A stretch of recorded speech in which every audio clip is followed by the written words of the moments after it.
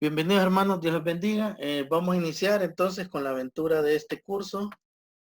El nombre del curso es Libros Poéticos.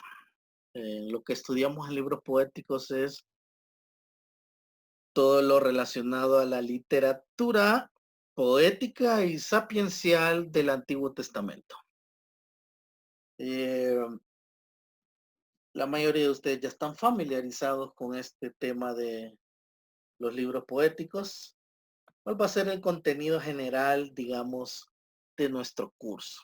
Bien, vamos a hablar algo de qué son los escritos. De ahí nos vamos a sumergir a este mundo tan maravilloso de la poesía hebrea, con una introducción que es la poesía hebrea, eh, diferencia entre lo que es sabiduría, poesía, algunos los paralelismos hebreos que son prácticos a la hora del estudio de la poesía y la interpretación de la poesía. Y vamos a ver a manera general cada uno de los libros, incluyendo el libro de las lamentaciones, que es un libro poético, y vamos a tocar lo que es, por último, a grosso modo, o un panorama de lo que es la poesía deuterocanónica. Bien, entonces este es el contenido general, hermanos, del curso, de todo lo que vamos a ver en estas 5 semanas. Bueno, recuerden siempre apagar sus micrófonos, ¿verdad? Y, y traten de no estar entrando y saliendo. Bien, un par de pensamientos acerca de lo que es la sabiduría hebrea.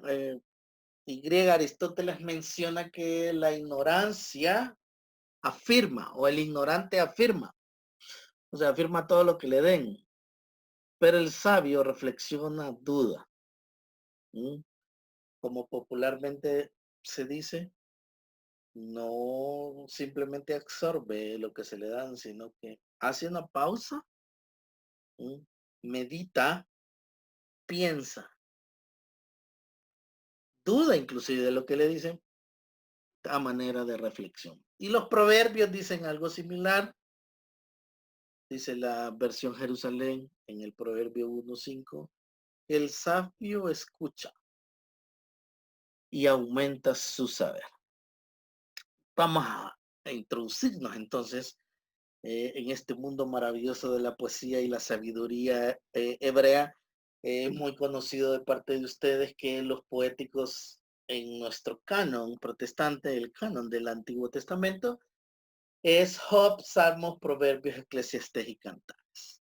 ¿Qué son los libros poéticos en sí? Bueno, cuando nos mencionan los libros poéticos, es un conjunto de libros que se encuentran básicamente en el Antiguo Testamento. Tradicionalmente son 5, con autores diversos que incluyen, según la tradición, desde Moisés hasta el rey Salomón, incluyendo algunos hebreos y otros no hebreos. Pero en la Biblia hebrea, lo que es el equivalente del Antiguo Testamento nuestro, los libros poéticos están en la categoría de los escritos, que es, digamos, el segundo tema que vamos a ver. Hablemos algunos elementos de poesía y sabiduría. Eh, La sabiduría hebrea, hermanos y hermanas, está contenida normalmente en los libros de Salmos, Cantares y Lamentaciones. Hay un autor español, Luis Alonso Chicre, que escribe un libro que se llama, bueno, tiene introducción al Antiguo Testamento y también tiene algo de los poéticos.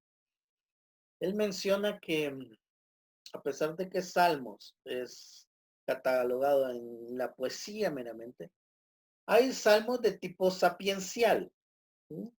De este subgénero de sabiduría. Cantares es un, de hecho su nombre, como lo vamos a ver, es el canto de los cantos. Y lamentaciones, digamos. Entonces la poesía está catalogada en esos 3 libros. Ahora, el carácter de la poesía es didáctico, es moral, y aquí hay diversos temas. Por ejemplo, podemos encontrar himnos de honor a Dios, oraciones de gratitud, oraciones de peregrinación, oraciones de petición. La poesía hebrea explota el tema del amor, ¿sí?, en su dimensión humana y divina. Hace una reflexión en la poesía hebrea en torno a este tema del amor de una manera existencial. Muy interesante. Cuando uno estudia el libro de los cantares, por ejemplo. En cambio, la sabiduría normalmente contenida en libros como Job, Proverbios, Eclesiastés. La mayoría de autores entonces catalogan estos 6 libros que llamamos libros poéticos, poesía meramente, salmos, eclesiastés y cantares, sabiduría o sapienciales meramente, Job, Proverbios y Eclesiastés. El corazón, hablando de la literatura sapiencial, específicamente estos libros de Job, Proverbios y Eclesiastés, aunque les quiero también comentar que hay otros autores bíblicos, el mismo José Luis Sicre, que cataloga a Job no solo en sabiduría, sino con algunos elementos de poesía, entonces también puede entrar en esa categoría de poesía. Por eso, indistintamente, hay algunos que simplemente llaman libros poéticos a toda esta gama de 5 libros, según el canon protestante, y hablando meramente de toda la literatura específicamente poética y sapiencial, estos 6 libros. El corazón de la enseñanza de la sabiduría hebrea es básicamente esta máxima que quiero presentarles hoy y gira en torno al temario también de la clase, es que la esencia de la sabiduría hebrea es presentar el arte y la forma de saber vivir, de vivir bien. Una persona sabia sabe vivir. Vivir con rectitud, vivir con justicia, vivir con prudencia, vivir bajo los cánones del amor. Al igual que la poesía, la sabiduría también tiene un carácter didáctico, ¿sí? Dar instrucciones. ¿Por qué? Porque da recomendaciones a las personas de cómo fomentar el arte de saber vivir. Y este arte de saber vivir es haciendo el bien y evitando el mal. Ese es el arte de lo que nos enseña en la parte didáctica de la sabiduría. Volviendo a lo de la poesía, porque de repente la llamamos didáctica, es que busca la poesía hebrea enseñarle al pueblo, en este caso al pueblo de Israel, el sendero de sus tradiciones. Recuerden ese tema de la memoria histórica. La temática principal también de la poesía, obviamente, tiene que ver algo con elementos de sabiduría, una sabiduría personificada. En el caso de Cantares, personificada en una amante sensata. También encontramos salmos de carácter didáctico. La poesía hebrea también nos enseña ese carácter didáctico, pero moral, espiritual. Hay unos versículos, estos que están presentes ahí en la pantalla, que, por ejemplo, Job 31:1 dice que, hablando de elementos morales, ¿verdad? Y hice pacto con mis ojos. ¿Cómo pues? En forma de pregunta, había yo de mirar a una virgen.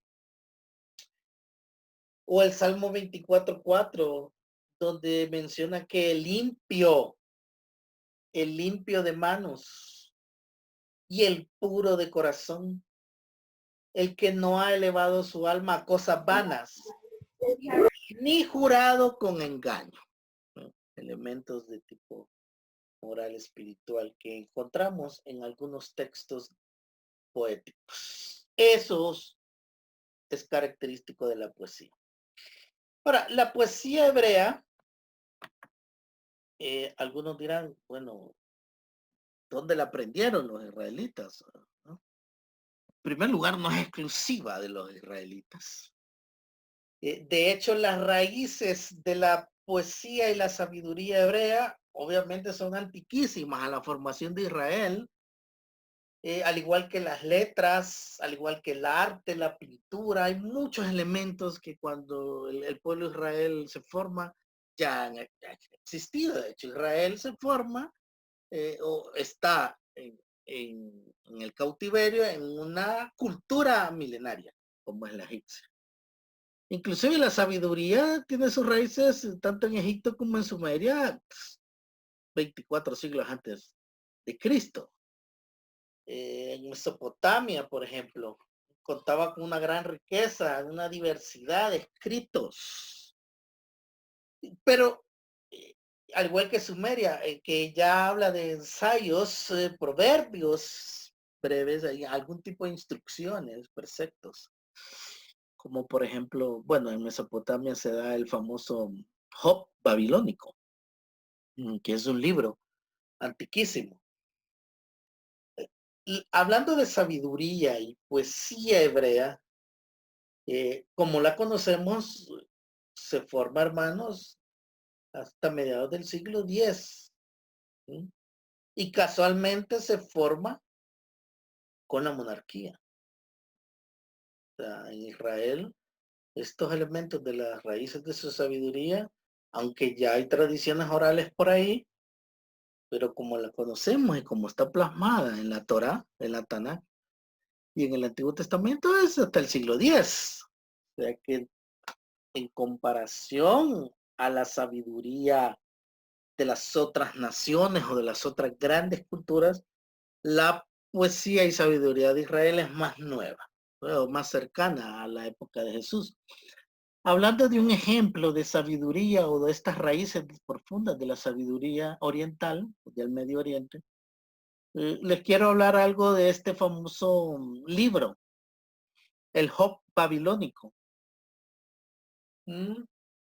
Ludul Bel Meneki, lloré al Señor de la sabiduría.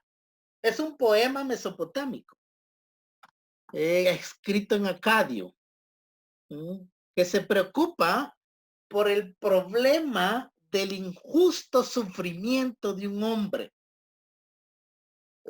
Este poema es de carácter sapiencial. Cuando hablamos de poema, usted, poesía. Sí, es que hay poesía de carácter sapiencial, así como hay poesía romántica, ¿verdad? Que no necesariamente es sapiencial. Job, el libro Job, del canónico de Job, es un poema sapiencial, ¿no? Que lo estudiamos desde el punto de vista más sapiencial, más que poético. Pero como les dije, algunos autores como Sicre lo consideran también más poético, ¿verdad? Aunque hay unos diálogos espectaculares en Job acerca de este tema de la sabiduría. Entonces, el famoso libro, este poema mesopotámico, conocido como el Job babilónico, es de carácter sapiencial. Contiene 480 versos y ha llegado a nuestras manos. Hablando de los arqueólogos, han descubierto una tercera parte de las tablillas que contienen parte de estos 480 versos. Este poema mesopotámico, algunos arqueólogos lo datan, no se ponen de acuerdo, pero lo datan entre el 1595 y el 1155 antes de Jesús, ¿no? Cerca de un pueblo a las orillas de Babilonia. Ludul o Ludul Belmeneki, llamado el famoso Job babilónico. Este texto intenta transmitir la idea de la felicidad y la desgracia que experimentan los seres humanos. Y tiene origen en los planes divinos. En este caso, recuerdan que en la mitología mesopotámica y parte de la mitología sumeria, el gran dios, el rival de Yahvé, es Marduk. Y que eso se da más adelante en la época del retorno de los judíos, ¿verdad? Del exilio babilónico. Entonces, los babilónicos entendieron a raíz de este texto que a pesar de la pequeñez humana, Marduk o los dioses mostraban algún tipo de misericordia humana. Por eso es interesante, ¿va? Que algunos, cuando ustedes hagan exégesis de Job, definitivamente van a tener que hacer referencia a este texto de el Job babilónico. A manera de referencia, ¿verdad? Les conté esto. Ahí está el nombre si lo quieren anotar. No lo van a encontrar todo en español, como les digo, en páginas de internet aparecen fragmentos de esas 480 tablillas que solo hay un tercio de las tablillas. Hay dos tipos de Cristos sapienciales, hablando no exclusivamente de la sabiduría hebrea, sino de la sabiduría del Medio Oriente, que incluye a Egipto, Babilonia, la Mesopotamia, ¿verdad? Los sumerios y obviamente a Israel. Y se distinguen dos tipos de sabidurías o dos tipos de escritos sapienciales, incluyendo la poesía. Y es la sabiduría proverbial y la sabiduría contemplativa. Algunos le llaman contemplativa especulativa. La sabiduría proverbial básicamente consiste en dichos y sentencias que evidencian algún tipo de regla para la felicidad y el bienestar personal. En cambio, la sabiduría contemplativa consiste en monólogos, en algún tipo de ensayos o diálogos que adentran al problema básico de la existencia humana o problema básico de dicha existencia, como la vida, el amor, el sufrimiento, el dolor. Te pregunta, por ejemplo, ¿dónde encontraríamos más la sabiduría proverbial en los escritos poéticos del Antiguo Testamento? Pues en el Proverbio, ¿verdad? Eclesiastés. ¿Dónde podríamos encontrar la sabiduría contemplativa? En Job, en Cantares. Ahí encontramos también algún tipo de sabiduría contemplativa. La sabiduría proverbial definitivamente nace en las clases altas, sobre todo en las clases más educadas. Decir clase alta era decir clase educada. Obviamente los campesinos, los pastores, no es que no producían sabiduría, ¿verdad? Pero a manera de reflexión y plasmarla por escrito, obviamente se da en las castas más educadas de las sociedades antiguas del Oriente Medio. El libro de los Reyes usaba algún tipo de técnica de sabiduría en las comunidades oficiales, en los comunicados oficiales, como el ejemplo de ese texto que aparece ahí, en Primero de Reyes 20:11. Y hablando de sabiduría contemplativa, ya les mencioné algunos escritos antiguos sapienciales, en donde lo que se evidencia en tal sabiduría es preguntarse si la vida tiene un propósito o por qué sufre la gente, ¿verdad? El libro de Job es un claro ejemplo de ese tipo de sabiduría contemplativa. El entorno de la sabiduría de Israel o el entorno sapiencial de Israel. Vamos a hablar del concepto sapiencial, este fenómeno sapiencial en el Antiguo Oriente y algún elemento de la sabiduría oriental.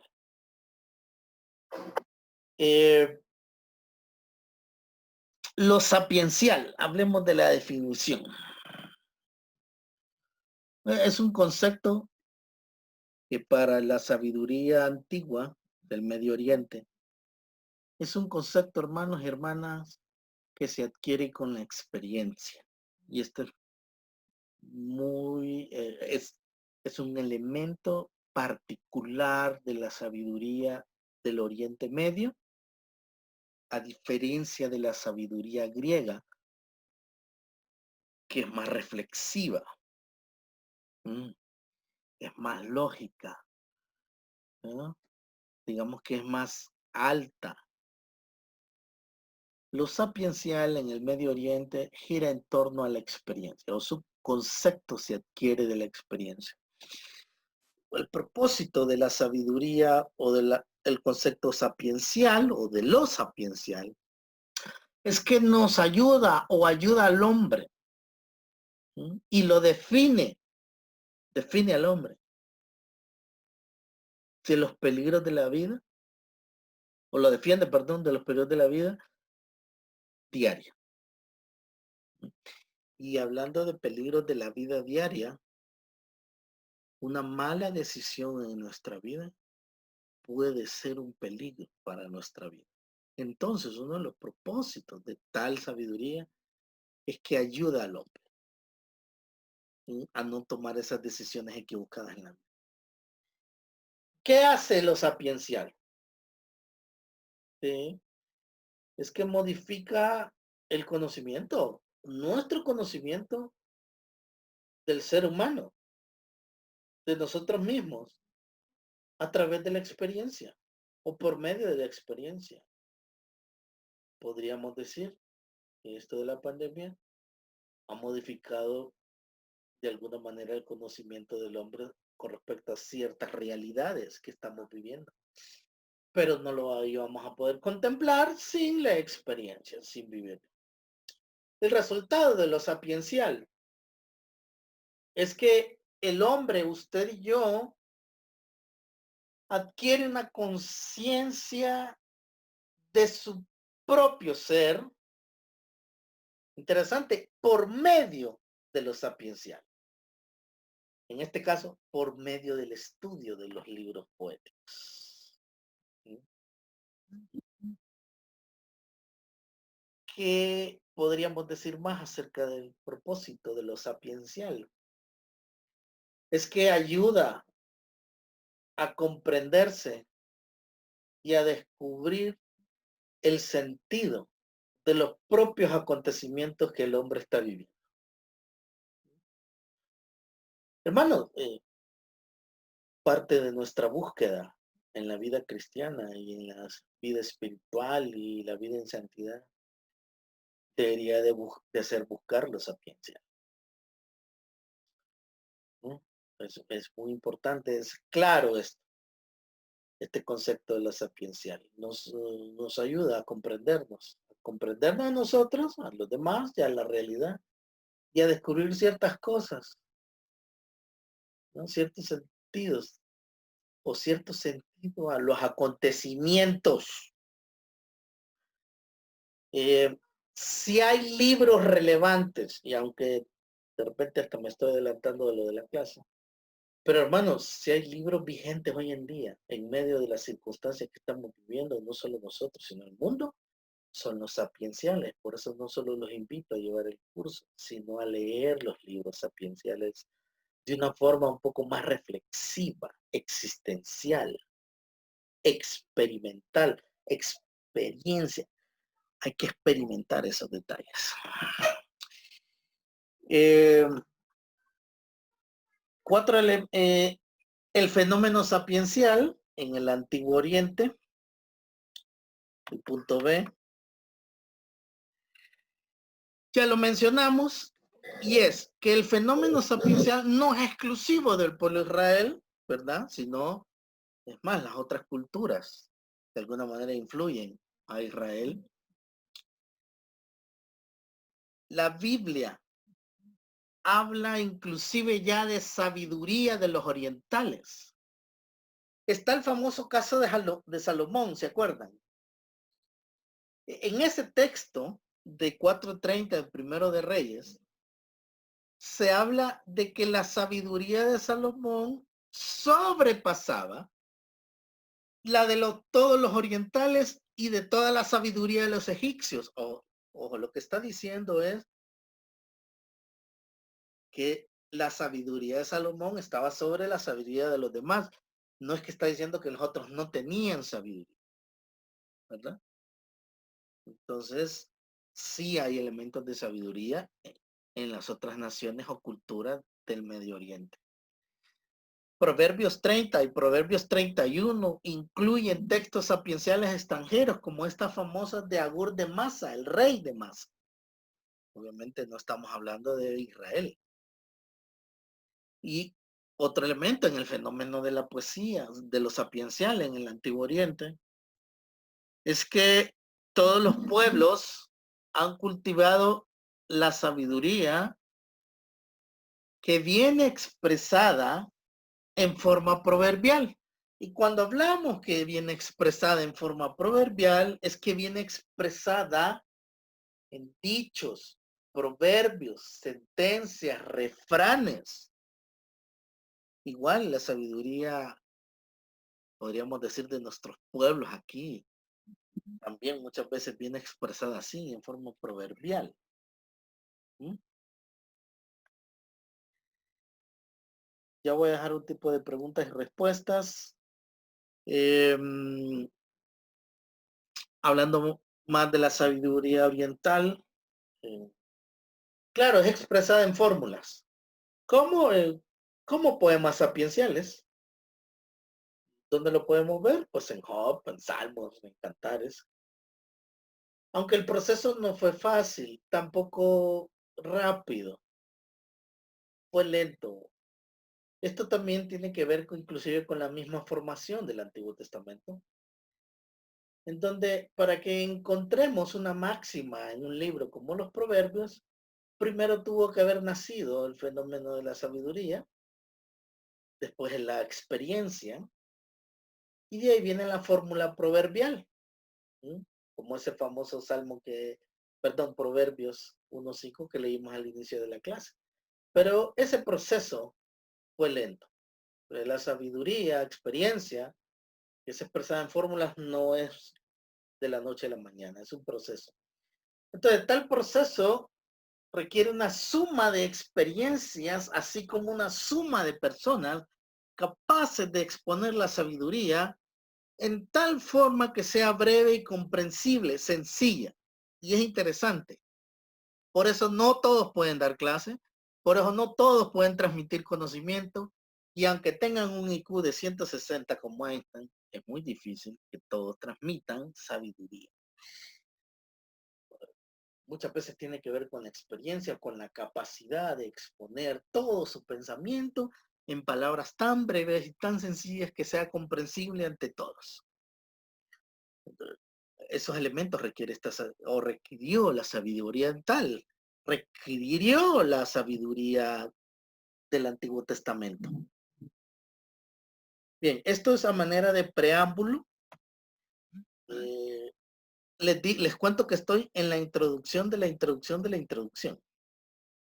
Así que hay unos hermanos que salen, entran. Yo sé que tienen problemas de conexión, no es por voluntad propia, así que como estos videos no han editado, ahí va a salir. Bien, dejemos un momento para... Uy, me falta un chorro, pero vamos a ir despacio. Un par de preguntas y comentarios que quieren hacer los hermanos, los que quieren aportar. Vamos a dejar un tiempo ahorita, abran sus canales y comenten. Antes de empezar a ver los escritos. Yo tengo una consulta. No entendí muy bien por qué primero hablábamos de 5 libros y luego hablamos de 6. Eso no lo comprendí muy bien. Ok. ¿Otra pregunta? Yo tengo otra pregunta. Sí. No me quedó bien claro lo que es sapiencial. ¿Qué es esa? ¿Cuál es la definición de eso? Es decir, cuando estuviste haciendo eso, bueno, la presentación es propósito, qué hace, demás, pero no me quedó en sí claro qué es sapiencial. la Ok, definición. ya. Perfecto, vamos a contestar estas dos preguntas. Número uno, la iglesia define el canon del Antiguo Testamento. Bueno, primero fueron los hebreos, ¿verdad? Pero es distinto al canon que presenta tanto las Biblias protestantes como las Biblias hebreas y las Biblias católicas. Eso se da después del Concilio de Trento, allá por 1547. Entonces, nuestra Biblia evangélica, o perdón, nuestras versiones evangélicas o protestantes catalogan solo 5 libros poéticos: Job, Salmos, Proverbios, Eclesiastés, Cantares, y Lamentaciones lo insertan en los profetas mayores. Las razones podrían ser varias, ¿verdad? Tal vez por el autor o el mismo secretario que escribió Jeremías, que fue Baruch, hacen que la iglesia tome la decisión e inserte un libro profético, tal vez por lo que está mencionando acerca de los acontecimientos, porque hay un contexto detrás del libro de Lamentaciones. Pero en sí es sapiencial, realmente es poesía, es una poesía de lamento, de tragedia. Inclusive la traducción del libro hebreo de Lamentaciones dice que es una lamentación por los muertos. Nosotros en los seminarios y en los estudios de teología insertamos, por la característica del género literario que es Lamentaciones, en este curso. Por eso no le llamamos simplemente al curso los libros poéticos, sino poéticos y sapienciales. Y ahí entra, hermana, lo que es Lamentación. ¿Qué es lo sapiencial? En una frase sencilla es saber vivir la vida. Eso es lo que es sapiencial. Ahora, todavía no hemos visto lo que es la etimología de la palabra, más adelante vamos a entrar a eso. Pero una definición tácita, práctica y entendible inclusive para todo el curso es que lo sapiencial es o significa saber vivir la vida. Bien. Una última pregunta, comentario. Daniel, Cuénteme. mi pregunta es, cuando usted compara la sabiduría hebrea con la sabiduría griega, ¿qué elementos usted podría decir las diferencias entre las dos? Ok. Bueno, las dos parten de la experiencia. Si no estudia uno, cuando uno estudia los presocráticos, se da cuenta que la experiencia es muy válida para ellos. Pero la sabiduría griega de esas escuelas de filosofía de Atenas, allá por el siglo 4, 5, 4 y 3 antes de Jesús, obviamente hace una gran diferencia con respecto a esa sabiduría del oriental, porque los orientales le dan mucho a la parte de experimental, a la experiencia, darle de beber a los camellos, a las cabras, todo eso tiene que ver con sabiduría y el arte de saber vivir la vida. En cambio, la filosofía griega o la sabiduría griega es más reflexiva y no es tan contemplativa como en el caso de la sabiduría oriental, y los problemas de la vida los trata de estructurar de una manera que haya lógica en el razonamiento, ya sea deductivo o inductivo, o utilizando tesis, antítesis e hipótesis. Eso no lo hace la sabiduría hebrea. En cambio, la sabiduría griega sí. Esta, la que estamos viendo, es más práctica. Y obviamente más adelante, y como todo esto fue un preámbulo, todavía no he entrado inclusive a lo que es más elementos de sabiduría, después vamos a ver, pero definitivamente el entorno de la sabiduría del Antiguo Testamento, que es, su contexto es oriental, tiene que ver con el temor a Dios, algo que la sabiduría griega, hablando meramente de las escuelas de filosofía, no tiene ese elemento. Bien, sigamos con esto entonces, antes de retornar al tema de la sabiduría. Esto que mencionamos ahorita fue un preámbulo.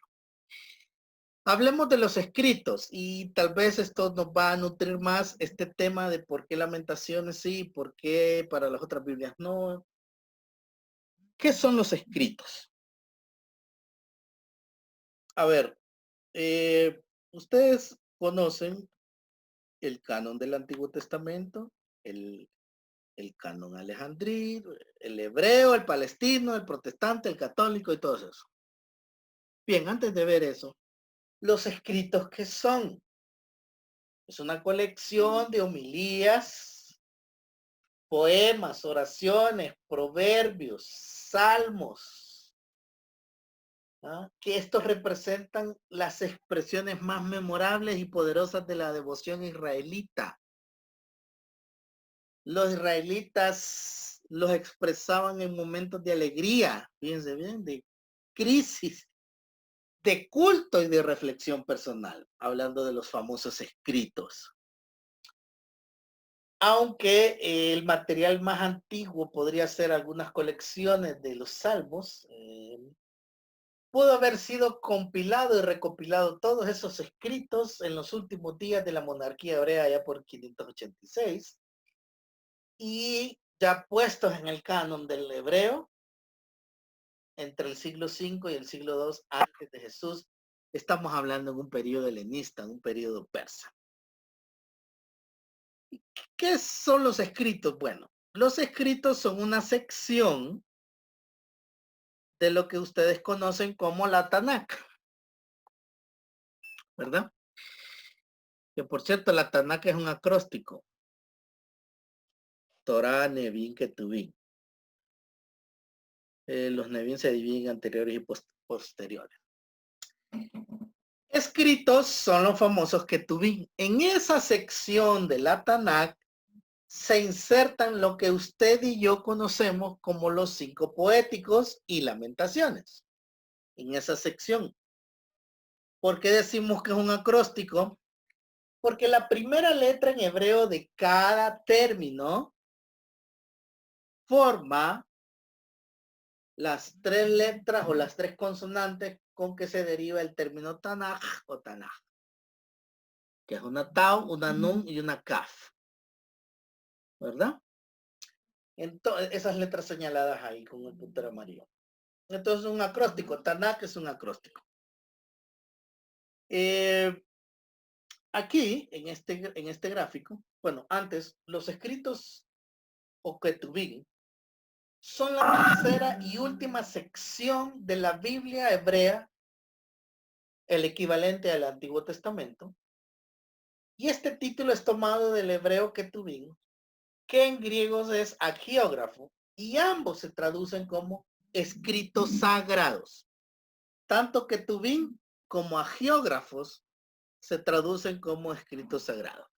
Bien, los escritos sagrados se dividen, perdón hermanos, se dividen. Algún problema tiene el hermano que entra y sale. Los escritos se dividen a la vez en 3 categorías. Los libros de la verdad, en otras palabras, los poéticos, los 5 rollos y los libros históricos. Ahora, objeto de estudio de este curso son los libros poéticos y 3 de los 5 rollos. Los 5 rollos porque se leen en 5 diferentes fiestas de los judíos, ¿no? Nacidas en el Antiguo Testamento. Ahora, fíjense bien, que es interesante, a los hebreos les encantan 2 cosas. Mnemotecnia, acrósticos. Son especialistas en eso, les gusta bastante eso. Obviamente los que ya saben hebreo ya saben qué quiere decir lo que tengo ahí, ¿verdad? Ya saben lo que quiere decir que tengo ahí. La primera palabra que está en el icono rojo es escritos, los famosos Ketuvim, ¿verdad? Los Ketuvim tienen una sección que se llama poesía. Ojo, no confundir, y esto lo voy a preguntar en examen. ¿Cómo se divide la Tanakh? Se divide en 3 partes. Una de las 3 partes es los escritos. Pregunta de examen. ¿Cómo se dividen los escritos? En 3 partes también. Esta primera parte, estoy aluciendo y esos gráficos que ven ahí, son los libros meramente que consideran los hebreos como poéticos. ¿Sí? ¿Verdad? Que son los salmos, ¿sí? Los salmos, Job y proverbios, que son esos términos que ustedes miran ahí en hebreo. ¿Verdad? Mashal. ¿Verdad, reverendo? Reverendo Joaquín. Ahí está Tehilín, Michel o Michel Mashal. y Ayov. Mashal. Algunos lo pronuncian como I, como U. Perfecto. La primera letra de cada uno de los libros poéticos dentro de los escritos forma un acróstico con la palabra, o se forma tal acróstico y forma la palabra emet, que tiene que ver con la verdad. Entonces, estos tres libros en conjunto se les conoce como los Sifrei Hemet, un acrónimo de los títulos de Salmos, Job y Proverbios, en donde Emet o Emet también se traduce como la verdad. Estos hebreos les gusta esto del acróstico y los acrónimos y se forman los Emet. Son tres poéticos.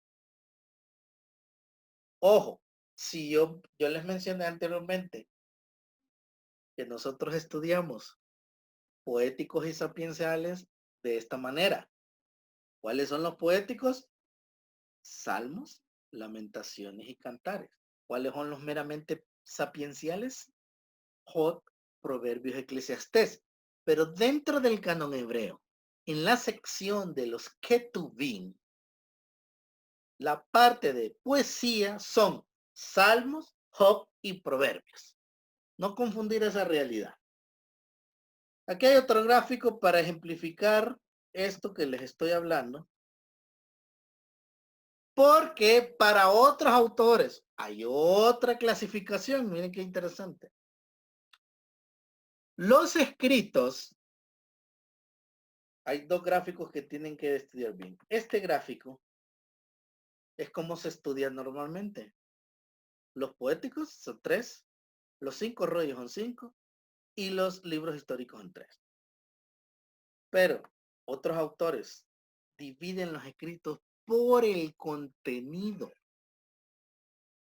Y entonces, los 6 que nosotros estudiamos como poéticos y sapienciales, estos otros autores lo dividen en 2 partes. Literatura devocional, que está más relacionado con el culto, la liturgia y el templo, y la literatura meramente sapiencial, que está más relacionada con el arte de saber vivir. Y la parte didáctica y ética y moral, Proverbios, Job, Eclesiastés y Cantares. Ok. Repito entonces. Que los escritos, por su contenido, nosotros vamos a insertar a Lamentaciones en lo devocional, a Cantares y a Salmos. Y los sapienciales, Job, Proverbios, Eclesiastés. De hecho, así lo vamos a estudiar. Que esto se parece más a lo que originalmente mencioné al principio. Ya la otra parte de libros históricos dentro de los escritos, eso no es objeto de estudio, porque Ruth, Esther, Esdras, Daniel, Nehemías y Crónicas no se estudian aquí. Entonces no se comportan. En síntesis, esto es lo que vamos a estudiar. Estos libros. 6.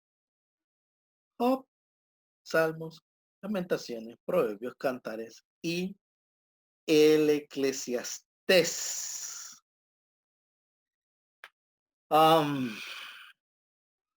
Depende. Bueno, algunos traducen o transliteran y a Job con una Y. Pero recuerden la doble Y porque tiene que ver con una regla. Job, que también en griego es Job, parecido, y se traduce de la misma manera, Job.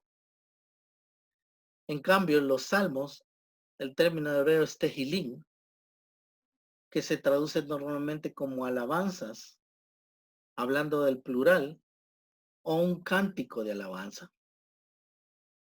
En griego, tehilín o los salmos es salmoi, que normalmente se traduce como cantos para instrumento de cuerdas. O sea, cantos que se utilizan con un instrumento que tiene que ser de cuerda. Por eso salmoi. De hecho, el salmoi es un instrumento de cuerda que se deriva de salterio. También ustedes han escuchado que salmos se puede traducir salterio, de salterium, que a la vez es un instrumento de cuerdas, las famosas liras, ¿verdad? De ahí se deriva todo eso. A ver, alguien me estaba pronunciando los libros por ahí, no sé si Joaquín se quiere atrever a pronunciar cómo se pronuncia Proverbios en hebreo. Bueno, y aquí todos ya sacaron hebreo, ¿verdad? Así que ya pueden pronunciar los proverbios de Salomón. Misley. No confundir con proverbio, porque este es el plural. Normalmente, parecido a lo que hace el Pentateuco, los hebreos o los que hicieron el canon del Antiguo Testamento, canon hebreo, toman el primer nombre, la primera expresión que aparece en cada escrito y ese es el título del libro. Por eso es que aparece en plural, proverbios, porque es la primera frase que aparece ahí. Mashal es el proverbio, es el término para decir proverbio. De ahí está el Eclesiastés. ¿Por qué Megilat? Porque tiene que ver con los 5 rollos. El Kohelet, del predicador, que también se puede traducir como reunión o asamblea, que es más el griego, Eclesiastés. Y el otro Megilat es el Shir HaDivichin, que es el cantar de los cantares o el canto por excelencia. Hasma, en griego, que significa cántico. Y el Megilat Ejá, o Ejá. Algunos después le llaman Kinón. Que Ejá o Ihak generalmente se traduce como qué o cómo. Entonces los masoretas, que por cierto aquí tengo uno, ¿verdad? De alumno, lo traducen como Kinón. Y Kinón significa cantos de duelo por un muerto o llantos. El hebreo es Zeronoi, que significa endechas, lamentos, cantos fúnebres o lamentaciones. Bien, esos 6 libros son los que vamos a estudiar. Para referencia, hablando de los 5 Megilot, fíjense bien, hay 5 libros dentro de los escritos que se leen en diferentes fiestas hebreas. Cantares en la Pascua, que me preguntaba yo, ¿y por qué se lee un libro como Cantares en la Pascua? Es interesante la interpretación que le dan los hebreos a esto. Ruth, que no es objeto de estudio en esta clase, en Pentecostés, Lamentaciones, que se lee en el ayuno del mes 9, o en el día 9 del mes de Ab, y Eclesiastés, que se lee en Sukkot, y ustedes saben Esther, que se lee en el Purim. Bueno, el número 3 y el número 7, esos números que aparecen ahí son los meses en que se lee ese libro. Ahora, Ruth y Esther no voy a referirme a ellos un poquito para que entren en contexto y los que desconocen algunos elementos de esto que estoy mencionando, es que el cantar de los cantares se lee en el Pesach, la Pascua. Ustedes saben que es la Pascua, es una festividad judía que conmemora la liberación del pueblo hebreo cuando sale de la esclavitud. Esto está relatado en el Pentateuco, especialmente en Éxodo. Ahora, esta festividad es parte de los famosos Salos Regalim, ¿no? De las fiestas de peregrinaje que se da en el judaísmo. El cantar de los cantares se lee en un tiempo de peregrinación también, o en la salida del Éxodo.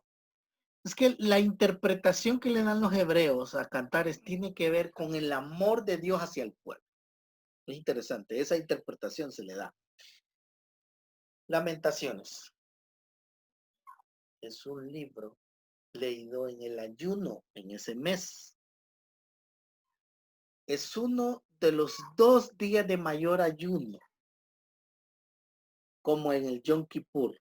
Es observado de crepúsculo a crepúsculo este ayuno. También es mencionado en el libro de Zacarías, en los ayunos de este día, hablando del quinto mes. Y este ayuno fue instituido en principio en señal de duelo por la caída de Jerusalén y la destrucción del primer templo, el templo de Salomón, a manos de Nabucodonosor, que la fecha es el 9 de Ab del año 586. Entonces los judíos año con año leen Lamentaciones en este día de ayuno, en conmemoración, volviendo a la memoria histórica, de ese acontecimiento. El Eclesiastés, que se lee en Sukkot, o cabañas, o la fiesta de los tabernáculos, una festividad judía llamada también precisamente la fiesta de las cabañas o de los tabernáculos, que se celebra a lo largo de 7 días en Israel, entre septiembre y octubre, del 15 al 22, en el mes de Tirsi, y 8 días de la diáspora judía. Es una festividad de origen bíblico, ¿verdad?, que se remonta a las vicisitudes de Israel durante el deambular en el desierto. También es interesante por qué los judíos leen un libro tan Eclesiastés. A veces parece lleno de desidia, alguien con un libro medio depresivo. Bueno, este tipo de libro se lee en un momento que los judíos están deambulando por el desierto. Y Cantares se lee en un momento que los judíos están saliendo de Egipto. Muy interesante, ¿verdad? No me quiero adelantar, pero son puntos de interpretación también a la hora de estudiar estos libros. Me quedan unos minutitos. Ya vamos a dar otro periodo de preguntas y respuestas. Hablando de la literatura devocional, que entendamos, literatura devocional, poesía, ¿verdad? Anexemos esos términos. La literatura devocional del Antiguo Testamento normalmente y casi siempre se encuentra en forma poética, y cuando hablamos de poesía, que es el género literario, encontramos los subgéneros literarios o las formas literarias, para los que ya estudiaron exégesis, como por ejemplo un himno de acción de gracias, un himno de lamento, en forma de poesía, ¿verdad? Eso es literatura devocional. Los escritos, casi todos, son literatura devocional. Hablando de, en general, no, cuando hablo de los escritos, acuérdese con varios libros, pero los que tienen que ver con este curso son 6. Esta literatura devocional está en forma poética. Ejemplo de esta literatura, obviamente, son los salmos, que por cierto son los más leídos. Ahora, dentro de la literatura devocional, yo les dije que hay 3 libros, Cantares y Lamentaciones. 2 libros de los menos leídos por los evangélicos, pero son literatura devocional. Recuerden, la literatura devocional está más ligada al culto, al templo, a la liturgia, a lo religioso. Los salmos son alabanzas, los salmos son lamentos. En los salmos encontramos conflictos y liberación. ¿Se acuerdan aquel famoso salmo de la canción de Bajo los ríos de Babilonia? ¿Va? Una canción de rock de allá por los años 74, 76, que llegó al top 10 de la música pop de ese tiempo. Creo que es el Salmo 137, que los judíos lloraban frente a los ríos de Babilonia. Bueno, conflicto, liberación. En los salmos encontramos estas 2 dimensiones interesantes. Lamento es una dimensión y alabanza es otra dimensión. Ese himno es de lamento. Pero encontramos otro libro, otros salmos. Creo que uno de ellos es el famoso, bueno, 117 va un salmo cortísimo, que solo tiene 3 versículos, alabanza. Y encontramos entonces este tipo de salmos, tanto en una dimensión de alabanza como una dimensión de lamento. ¿Qué son estas dos dimensiones? Básicamente son experiencias del ser humano, que muchas veces se juntan ambas. Porque algunos de nosotros en algún momento cantamos himnos de alabanza, pero muchas veces himnos de lamento, de tristeza por alguna realidad. Los salmos entonces son una forma de expresar la experiencia humana. Bien, siguiente tema, y creo que lo vamos a dejar para la próxima semana. Como les dije, esto es la introducción de la introducción. Entonces vamos al siguiente tema, que es la introducción a la poesía hebrea. Bien, último periodo de preguntas y respuestas para que cerremos la clase de hoy. De los que no han hablado, que no han participado, sí me gustaría que comentaran, ¿verdad? Dígame. Yo me confundí con la distribución de los escritos, con los sapiensales. No sé si podía irse ahí y explicarlo una vez. Ok. Le voy a contestar preguntándole a usted primero. Para usted, ¿cuáles son los poéticos de la Biblia? Yo entendí que son los tres que usted mencionó, Salmos, Cantar de los Cantares y el otro, no recuerdo, Lamentaciones. Lamentaciones. Bueno, a esos tres agréguele el adjetivo de lo que hemos estado hablando. Devocional. Libros de carácter devocional son esos. Eso no significa que un libro como Job, que es sapiencial, no es poesía también a la vez, porque tiene elementos de poesía. Eso no significa tampoco que Salmos, los 119 Salmos, que cada salmo se interpreta de acuerdo a su contexto, ¿verdad? El texto, y no en global, no haya salmos de carácter sapiencial. Para forma didáctica y pedagógica los estudiamos así.